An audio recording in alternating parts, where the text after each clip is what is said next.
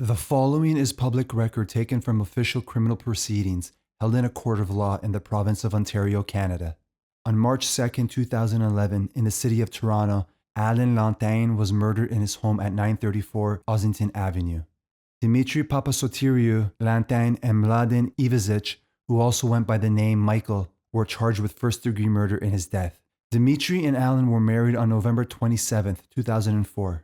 At the time of the murder, Demitry was living in Greece. He was having an affair with Mladen, who was living in Mississauga at the time, a city just outside of Toronto, when the two conspired to kill Allan, the alleged motive being money from his insurance policy. Allan had a $2 million insurance policy with Manulife and life insurance through his employment. Demitry was the beneficiary of both insurance policies. After the murder, Mladen assisted Demitry in attempting to redeem the policies. It was alleged that at some prior point before the murder, Demitry gave Mladen the passcode or key fob to the matrimonial home so the alarm wouldn't be triggered. He would then wait for Allan to return home after his work shift, whereby he would strike his head one or more times with a blunt object that caused his death. There was no apparent dispute that there were significant insurance proceeds payable on the death of Allan, nor was there any apparent dispute that Demitry and Mladen were having an affair. There was a dispute over whether DNA found under the fingernails of Allan belonged to Mladen, but that was also part of the Crown's evidence. The Crown also pointed to emails and calls that specifically showed Demitry aided Mladen in carrying out the murder. On February 28, 2011, at 3:44 p.m. or 10:44 p.m. in Athens, Demitry emailed Allan and stated, "I need to speak to you, Allan. Are you going to be at home in the evening today, or when?" Allan responded 12 minutes later at 3:56 p.m. or 10:56 p.m. in Athens. "Sorry, I am working tonight. We'll be home tomorrow and Wednesday. I'm working Thursday as well. What is wrong?" The next day, March 1st, 2011, there were 3 calls between Demitry's number and Mladen's number. The third call was at 1:08 p.m. or 8:08 p.m. in Athens. Demitry then emailed Allan at 4:29 p.m. or 11:29 p.m. in Athens. "Hi, Allan. Nothing's wrong. Just want to talk to you about the projects here and your involvement. I'm going to bed early tonight, so we'll talk tomorrow. Lots of sweet kisses, Demitry." At 9:19 a.m. the next morning, or 2:19 p.m. in Athens, on March 1st, 2011, Demitry emailed Allan. "Hey, Allan, you never called me. Can you please call me? Lots of kisses, Demitry." There was then a 1-minute call between Demitry's number and Mladen's number, followed by a 26-minute call at 9:24 a.m. or 4:24 p.m. in Athens. Allan then emailed Demitry shortly after that. "I am not able to call you. I don't even have a number for you. Give me your number now and I will get a calling card." Not long after, at 10:58 a.m. or 5:58 p.m. in Athens, on March 2nd, 2011, there was a 14-minute call between Mladen's number and Demitry's number. Demitry then emailed Allan at 12:58 p.m. or 7:58 p.m. in Athens. "Hi, Allan. Just call me from home when you get home. There is a 7-hour difference, so please don't call me at, say, 7 in the evening, your time, as it will be 2 a.m. here. Just call me from home, and don't dilly-dally on your way home, buying shoes and shirts and crystal balls. You have the mobile number, which is 695-100-2946, and which you have called me many times before, and which always appears at the bottom of this message. And the home number at the apartment is 210-8820-772. Talk to you soon. Lots of kisses. Demitry Papasotiriou." The emails between Allan and Demitry are capable of showing that Demitry wanted Allan to be home at a particular time, which just happened to be the particular time that would also be entitled to find that Mladen had entered the home with the specific purpose of killing Allan. The telephone calls proximate in time to the emails, and the murder are evidence upon which the jury could find that there was discussion of the murder. As Justice Goldstein stated, although Demitry notes that Allan had called him many times at the mobile number, the tenor and content of these emails shows that a phone call between the spouses would have been unusual. So does the evidence. Indeed, the emails I have reviewed indicate that Demitry generally did not place the mobile number at the bottom of his messages to Allan. There was only one email in September 2010 that mentioned the mobile number. Furthermore, this was the only email referencing the apartment number. This is then a very good point to consider the question of the key and the alarm code.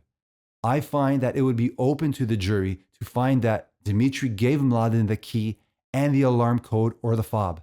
On August 17, 2009, Demitry emailed Mladen. It was nice to see you today, Michael, and we still have it going on. Better than ever.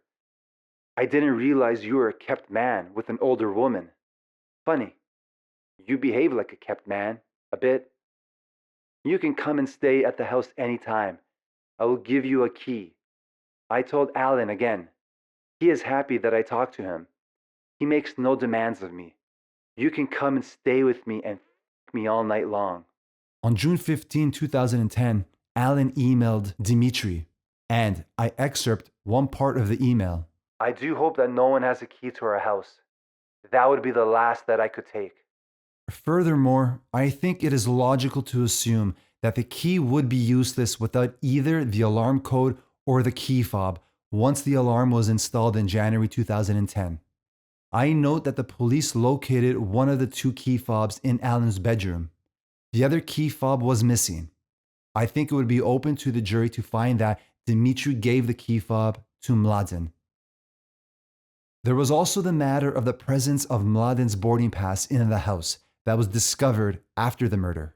However, the key evidence tying Mladen to the murder was a significant quantity of his DNA found under the fingernails of Allan's right hand.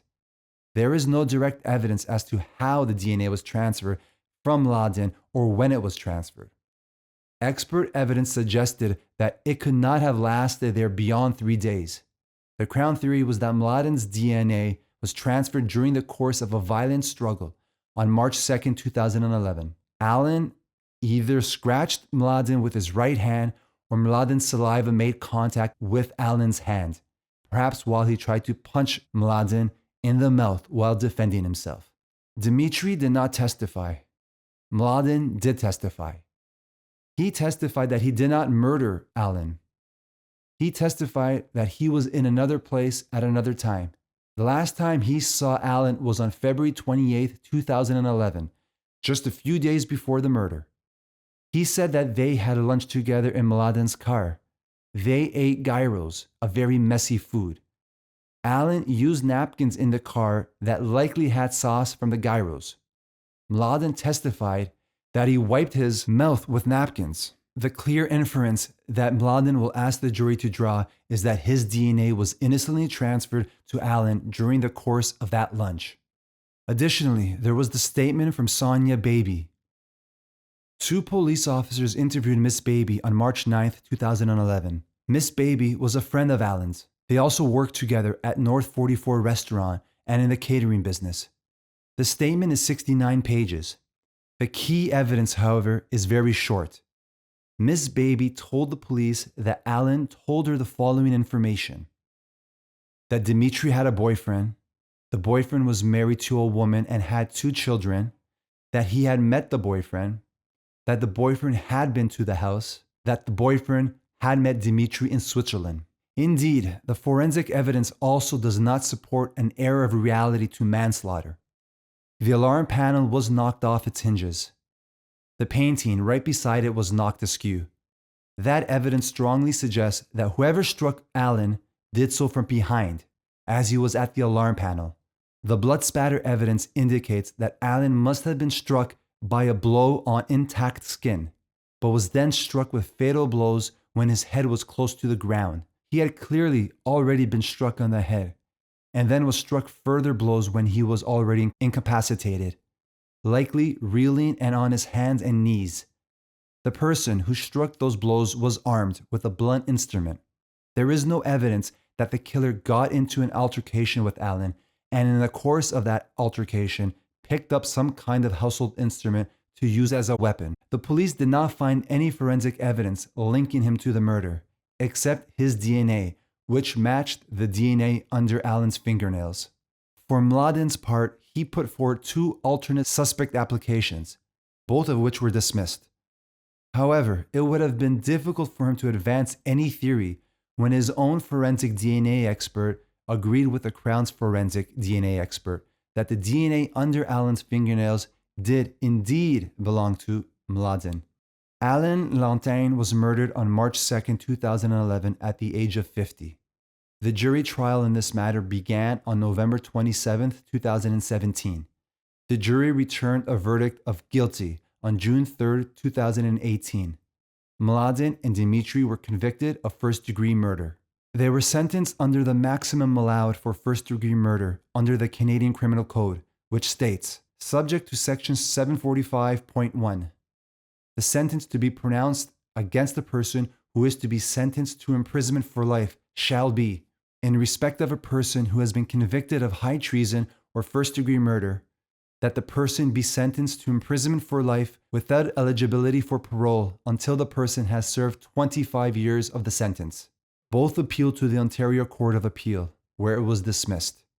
Demitry appealed his conviction to the Supreme Court of Canada, where it was dismissed one final time.